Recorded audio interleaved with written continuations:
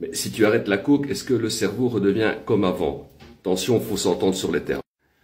Trou de caramel. On va bien. On redevient normal. Bon, soit un peu, je vais essayer de reprendre un peu de sérieux. Donc là, pour la petite histoire, c'est mon voisin de chambre qui était aussi dedans. Trou de caramel. C'est pas possible, c'est pas sérieux cette histoire. Bon, après cette brève petite interruption, ben, comme tu vois, en fait, quand on arrête, ben, on redevient, enfin, entre guillemets, normal. Mais bon, c'est, voilà, jusqu'à un certain point. Il y a quand même certaines choses que tu peux atteindre si tu as trop consommé, un espèce de point de non-retour. Mais il faut savoir une chose, c'est que le corps humain, le cerveau humain a une grande capacité de régénération. Par exemple, quand tu arrêtes, voilà, tu vas récupérer tes neurones, tu vas récupérer ton humeur, tu vois bien, l'humeur elle est là, quoi, tu vois.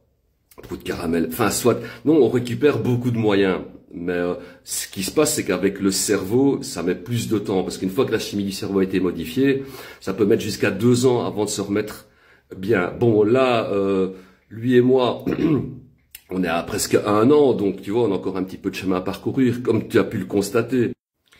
Bon, l'humeur, là, t'as bien vu, ça revient vite. Franchement, une fois que t'es sevré et tout, qu'on a arrêté le traitement au Valium, tu vois, tu commences vraiment à te sentir différent physiquement et l'humeur aussi, elle revient rapidement.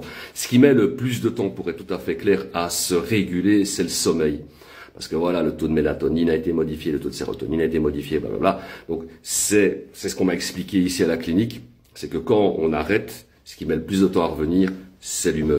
Donc, pour ce qui est de la myéline et de la matière blanche, tout ce que j'ai expliqué par rapport à ça, en fait, arrivé à un certain stade, il y aura quand même une grosse dégradation du cerveau, mais, je dis bien, il y a un mais, jusqu'à un certain stade, pardon, il y a moyen d'avoir un traitement, mais c'est un traitement très très lourd, notamment à base de stéroïdes. Donc, il va falloir passer par plusieurs étapes médicamenteuses pour commencer un peu à avoir un recouvrement, mais ce sont des traitements qui sont encore un petit peu à l'état d'expérimentation, donc c'est pas dans toutes les cliniques où tu vas aller qu'on va te proposer ce genre de traitement si tu as ce genre de problème, par exemple, donc notamment avec la myéline et la matière blanche.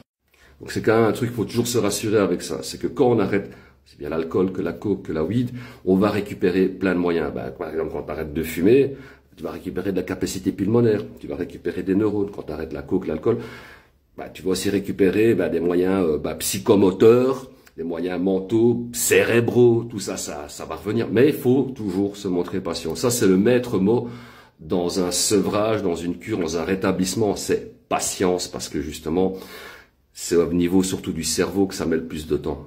Pour dire quoi? Pour dire quoi? Pour dire qu'on sent mieux quand on a arrêté. Ah, beaucoup mieux, hein. Et on dort bien, c'est un bonheur.